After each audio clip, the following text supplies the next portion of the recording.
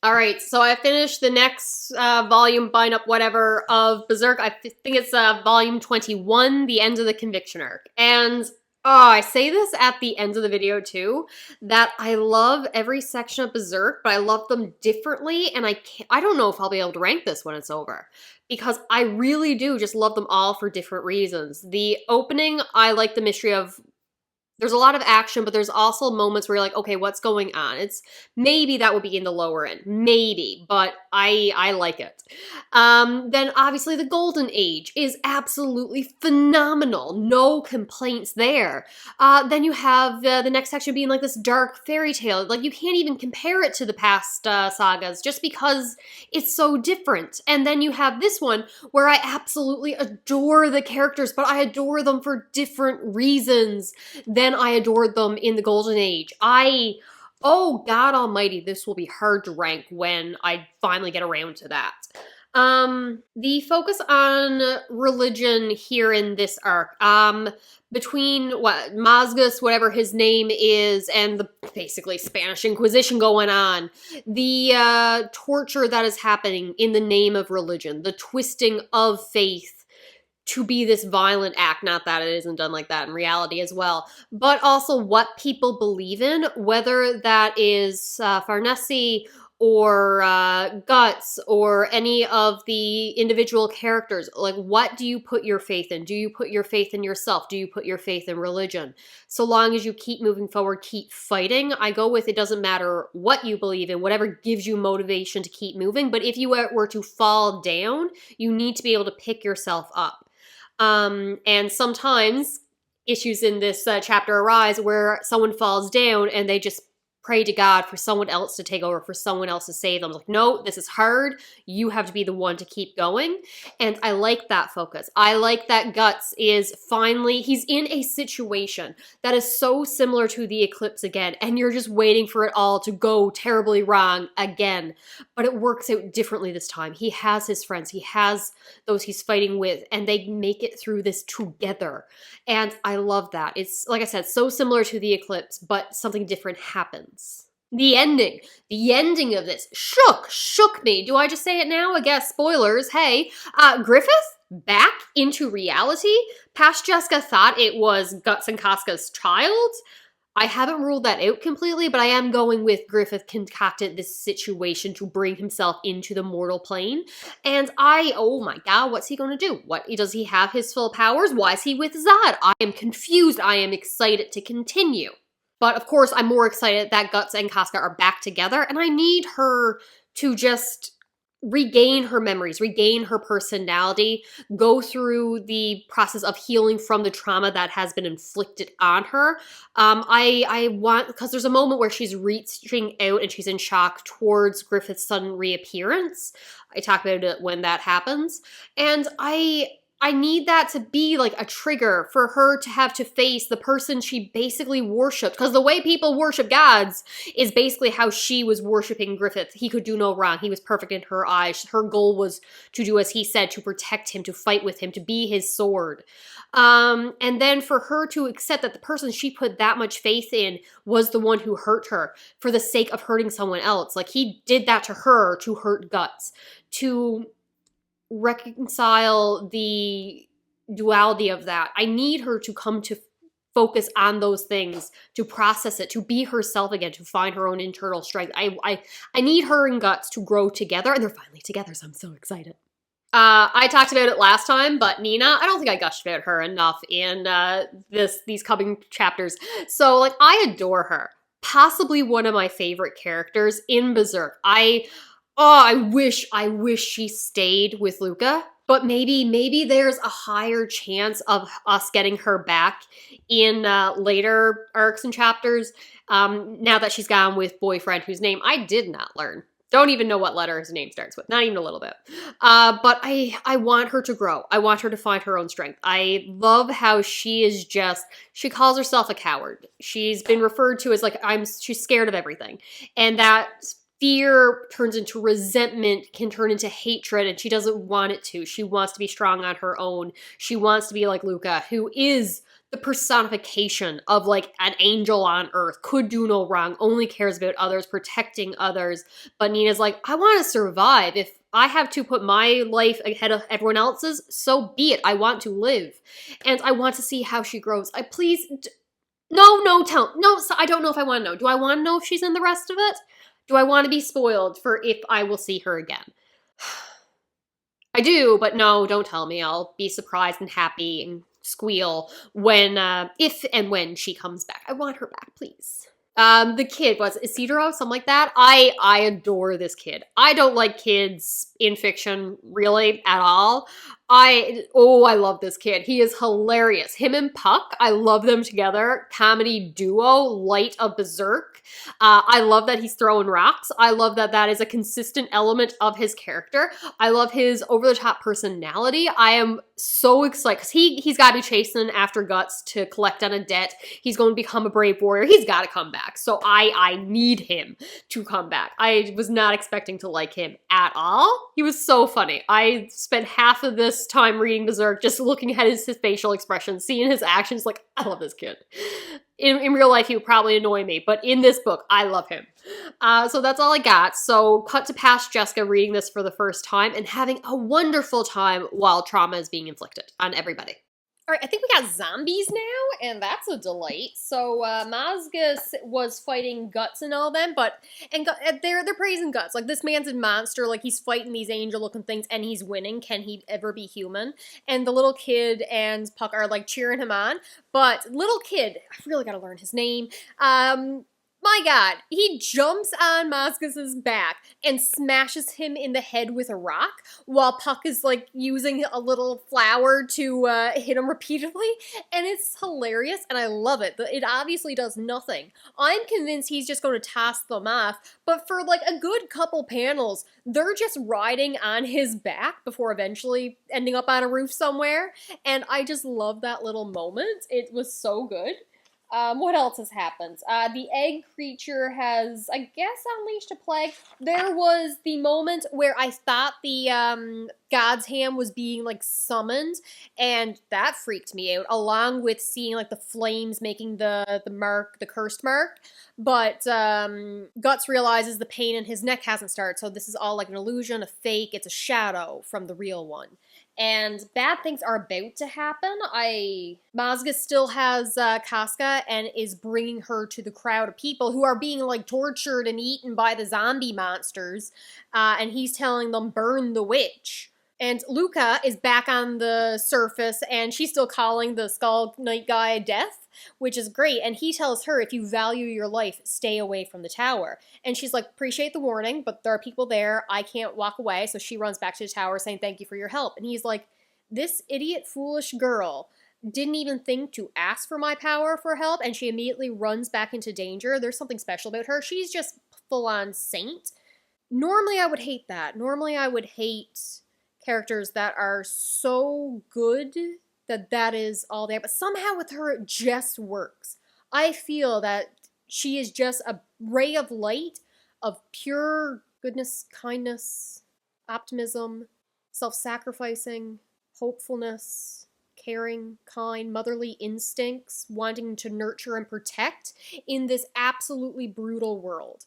And I don't know if it's just because I watched Terrifier 3 recently, but the idea of you have ultimate darkness, therefore you need light to balance it out, and she is the light that is counteracting all this darkness. Like, she's the one character that doesn't need the shade of gray. It's not my favorite character archetype, but I do appreciate having it in this world, to say that even in this absolute bleak state, there is someone who is just good and hasn't been corrupted at all by the world they're living in. They're making the best of it and caring for others. So I like that. I need nothing bad to happen to her. Nina's still my favorite. She hasn't made much of an appearance, other a little bit of cowarding and calling out for Luca, but I am enjoying this arc. Okay, in all fairness, if a bunch of people with angel wings came up and started preaching about the Lamb of God and saying, do not fear, yeah, blessed angels, Father Mozgus, our guardian angels, Father Mozgus, they're all like bowing down to him. The angel wings are very convincing. I'd probably think they were some holy creature too. I literally just read the next page. That does not mean you burn witches. But that being said, still, the wings are very good arguments for authority. But no more burning witches. Especially when it's Casca you're talking about. She's not a witch. Alright, I got an issue because Spider is climbing up the side of the tower. And mind his own business. Heretics are doing whatever, or the angel people are doing whatever. And then we get a flashback to the Spider Egg's human self. Makes me feel emotional for him because he died a painful, lonely, sad death. And he's talking about how the world's going to end with all the people who was suffering, or all the people who were in this world are about to die as he's dying as well, and yada yada, suffering will end or whatever. People who made him suffer are going to die with him. And he sees the demon fetus baby thing of Casca's. And I'm like, oh, the child is hurt, it was protecting its mother. I'm sad, I don't want anything to happen, baby. And I'm thinking maybe this egg thing is going to give the last of its life to this creature to protect it, to help it, to an act of kindness in its last moments, save someone. You're going to wipe out the world, but this innocent little child has done nothing to you, so maybe give it its life. No! He picks it up and puts it in his mouth. Why? Let us die together. At least you can dream in your cradle of the new world inside me. Rude. I don't like it. I officially love Luca's friend, the night guy. So he grabs Nina and he's like, move, you filthy heretic, because the farnese and Scorpio guy are watching, and then under his breath he's like, okay, listen, the first chance we get to run, we're running. I love him. Isidro, I learned his name. I love this child. This little boy throwing the stones. Isidro, I think that's how it's pronounced. That's how I'm calling it. He bungee jumped down with the help of Luca's friend, whose name I have not learned yet, grabbed Casca from the pyre and brings her back up. He's throwing stones at the angel people. I love him so much. Him and Puck. Comedy duo that these two are. I love them. I love them. I love them. I love them. I'm also just realizing Guts is talking about how he's in the same position as last time. He can't get to her. He can't do anything. He can't save her. And then Isidro, I hope I'm pronouncing that right, jumps down, saves her, is on the run. And you don't do this alone. You're fighting with friends and comrades, so it's different this time. Before, like, the band The Hawk, they all got wiped out. Guts was on his own. He couldn't get to Casca because everyone else, sadly, had just passed. But he's not alone anymore. Not right now. Not in this fight. There's still people fighting with him, and I like that. I really like that. Oh, also, Guts is just smashing through the monster people like nothing. They're sturdy, but they're going down. Alright, so Guts stabbed mozgus, and the people are freaking out because the black demon has killed the angel. And I'm like, yeah, he did. But then he gets up, and he's holding up this Bible. It's like, the Bible saved me. And Guts is going off about how, don't you preach your God to me, as he continues to fight him. Yes, more stuff has happened, including mozgus shooting out fire, which then got his own men caught in the crossfire. Guts talking about, don't push your God on me, and he stabs the sword into his mouth, but, into mozgus' mouth, but it's not quite enough. As the kid said, this man is very sturdy, so I'm thinking he's about to bite down and break the sword, but using the weapons like Judo had taught him, probably skills that he had seen used so much, Guts throws a dagger into mozgus' eye, and that's wonderful. Nina tries to abandon everybody to save herself, including saying, I'm sorry, Elaine, I just have to go. But her path is blocked by farnese, and she ends up tripping because Angel's on each side of her, and she falls over the edge, just like Luca had planned to do, lands on one of the roofs to break her fall, and breaks her ankle. I'm like, that was what was going to happen with Luca. But Puck comes in helpful. He temporarily blinds two of the angels people. They're not really angels. We don't like them. So that Kid can throw the rocks at them to knock them down. It gets them in the eye. They fall. And Luca's friends finishes them off.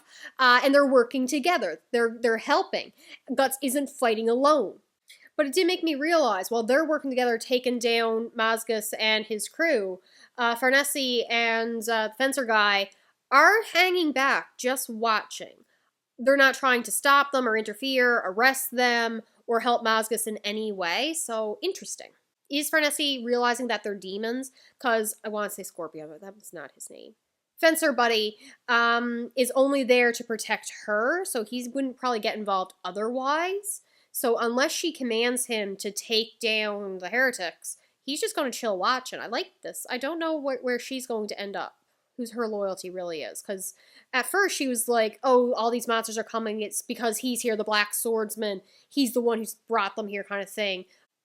But I think she realizes when mozgus transformed from the angel wings to more of like a fighting fist smashing one, that's like, oh, maybe he's not righteous to follow. Maybe. She's still a little off. Isidro once again proves to be hilarious because the monster things are coming up across the people and they're screaming, burn the witch, save us. One life versus all these many.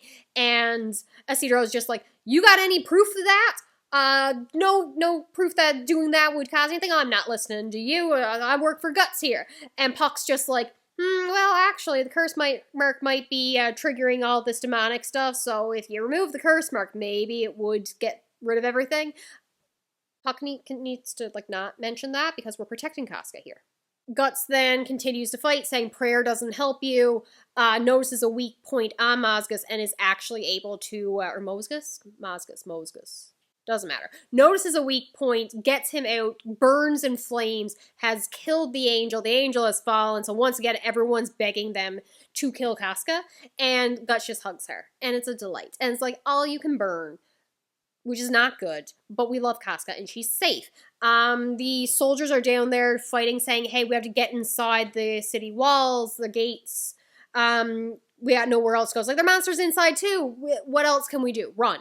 But someone, I assume it's the people, I'm reading kind of fast, close the gates. Once they get inside, it's like, let's stop the monsters from getting in, close the gates while there's still people out there. And it's just like, you cowards. And that's when we get to Nina, who, again, has broken her ankle. She is about to be trampled by the mob running after her, and Luca saves her. And it's wonderful. And I love Luca, and I love Nina. I love Nina more, but I love Luca. She's an angel, saint, did nothing wrong her entire life.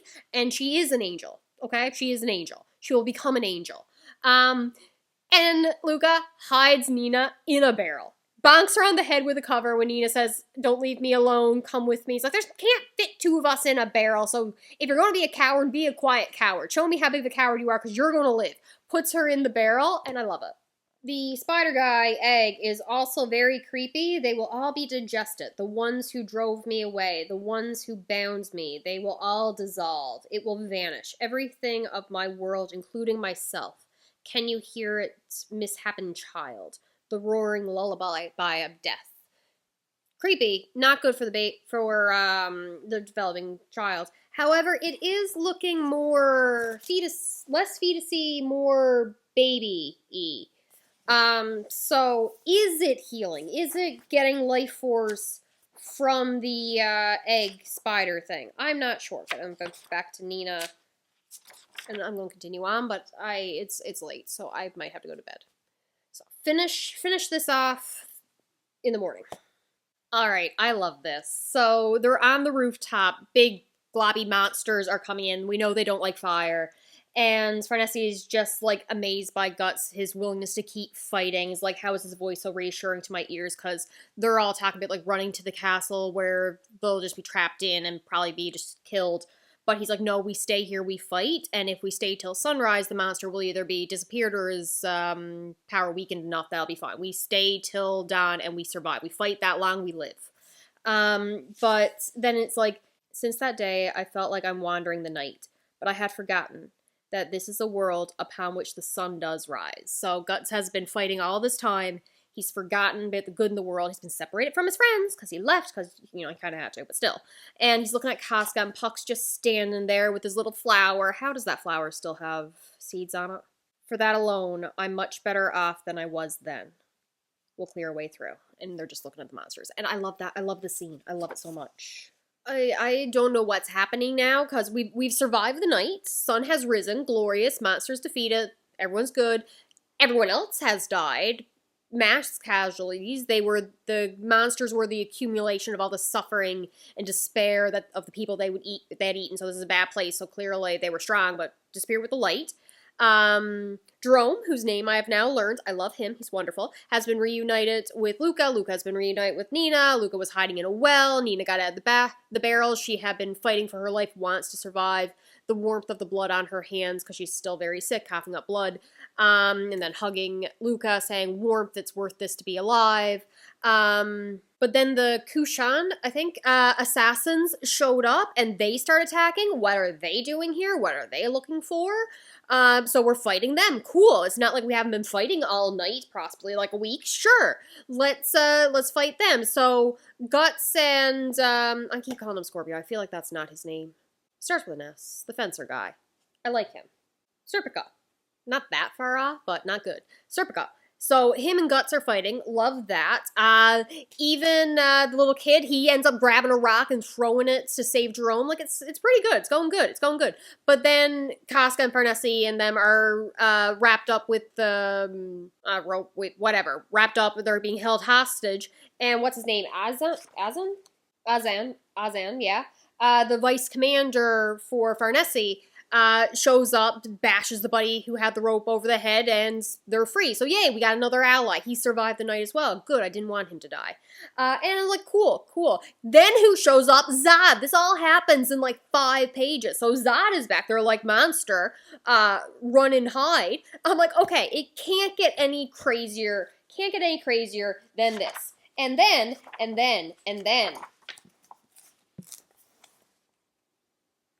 Griffith shows up. Like, but he's all angelic looking, and everyone just, like, instinctively knows they're witnessing something, God knows what. They forget to breathe. They're all enthralled. And he's just touching Zod on the head, like taming the beast kind of thing, and I'm scared to turn the page because Griffith is here. And I don't know how to interpret the rage of seeing him for the first time in so long to these expressions, and then Casca just in the background looking like she's reaching out to Guts as the light is wrapping around her. Is Guts forgetting his hatred? Is it being wiped away? Is he accepting it? Is he in shock? I think that's more of a shock. Like, the rage has disappeared from his face, and he's just, like, seeing Griffith for the first time. What is happening? Okay, Kushan assassins, capture that man, all of you. Don't lose focus. The reinstatement of our clan rides on this due day. Okay, so they have something that's going on. Okay, and now Zod is going after the assassins. Casca's definitely reaching out for Griffith. I do not like Griffith and riding on Zod. This is not good. Did Guts steal a horse? Guts stole a horse. Jerome saying, it's ironic, all those who clung to God, taking refuge in the tower, died when it collapsed under their own weight. This chapter is very anti-religious. Not that that's a bad thing or a good thing. One panel that's come to mind is there was someone running up the stairs. Like Guts had been saying, don't you dare pray. Like, it stops you from doing what you need to do. And then not long after, a person unknown fell on the stairs, tripping, running away from the monsters. And they're like, God, oh God, and then they're swallowed up by the monsters instead of, like, getting up and continuing to run. Like, they just collapsed and decide to pray instead. And now Jerome hammering that home. The non-believers who didn't rely on God, but instead hightailed it out of the refuge slum, were the ones who survived. I don't exactly care to pray ever again at this point. Oh, okay, Luca's got some to add. That's not it at all. Trying to go on living is different than trying to escape from fear, and those who acted in order to live until the end without losing themselves to fear and what was happening around them are the ones who survived. We don't know what God is thinking, and he forces uncontrollable fortunes and misfortunes upon people. But even so, he leaves them room to work things out for themselves. That's a nice sentiment to add. Oh, she's talking about the egg. That reminds me. Pages ago. Oh, I might be an idiot. Okay. So, you have...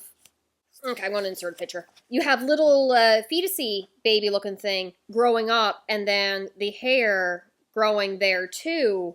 So, Luca was saying about the person who was inside the egg and never hatched, but maybe it did hatch. Maybe that wasn't Griffith. That was Guts and Casca's son, and because he had been corrupted by Griffith, took on personifications, imagery, looks similar to Griffith. So maybe that's who's on Zod, not Griffith himself. I like that better. And then it kind of explains the feeling of both Guts and Casca, because first Guts is in rage because he thinks it's Griffith, but then he's like, no, this isn't him, something is different. He senses his own child, and Casca's reaching out to her own child. I'm headcanon that until proven otherwise. Editing Jessica cutting in because I'm probably wrong. Those changes in expressions is more likely Guts is feeling the rage of seeing Griffith for the first time in so long, and he's about to go charge seeking revenge, but then he realizes Casca is behind him, and instead of charging forward in hatred the way he did seeking revenge in the past as the old man and Rickard then had told him, instead, he's going to stay behind for love, to protect her, stay with the people you care about, instead of racing off, leaving them behind to follow your hatred and vengeance. That no longer have that what keeps you motivated and moving forward, instead be the love of her. So, more than likely, that's what's being shown here. All right, so I finished this volume set, and is it my favorite? I feel like I love each saga section not more than the one before it. I just love it for a different reason. And I love the characters in the Golden Age, but I think I love the characters in this set more. I love this. So Farnese has seen the tower crumble. Her faith is shaken. She's thinking back to when she was a child and just locked in that bedroom after burning her first heretic and all the faith that she had in God. And now she's questioning it, and she wants to go follow the Black Swordman. And she thinks that maybe he's her prophet, who she should be with. So she leaves the church army people and goes to find him, and Serpico is following with her. I still want more with him. He doesn't like fire, I'm assuming because was it his own mother he watched burn? Someone. And the vice admiral guy, she's like, treason, you can't abandon us. What are you? Fine, you guys go, I'll go write the report. The kid is gone to, I guess, look for Guts again, or at least say our paths will cross again. I'm gonna miss him. I liked him a lot. I know I just said that I feel like it wasn't Griffith who was riding Zod, but now I'm thinking, okay, so I'm going with Griffith was using the egg guy to bring him into the mortal realm, but didn't take into account that the egg guy was going to also eat the baby, as the baby is exhausted from protecting Casca. And now a part of the baby is also in Griffith, who is different or maybe the same, been born into the mortal realm. Maybe now that he's mortal, he can be killed. Why would he be mortal, though? Brought back from born from God's hand universe into our world kind of thing, or world of Berserk. I don't know. Griffith and baby have been fused. It's weird. I don't know what's going on with him. And I like Nina, and she ends up leaving Luca saying, I want to become strong on my own. So she goes with her old boyfriend, and they both have the same weaknesses, so they're going to grow together and hopefully be reunited, where she won't be depending on Luca, and eventually come to hate and resent her because she is more powerful, she is stronger. She's someone to be looked up to. She wants to become strong in her own right so she can smile at her with sincerity, which is cute, good, grow on your own, but at the same time, why would leave Luca? You can do that together. No, I really liked this entire section. I think I liked everything about it. I loved all the characters so very much. And I need Luca and Jerome and all the other girls just to be okay and rebuild a closest of paradise that you can get into this world and just not be targeted by monsters again. And I need Nina to eventually return to them. I want her to cross paths with Guts again. I need Guts and Casca to grow and heal together. I need Casca to get her memories back sooner rather than later. Yeah, so that's pretty much all I got. I'm very happy. Talk to you later.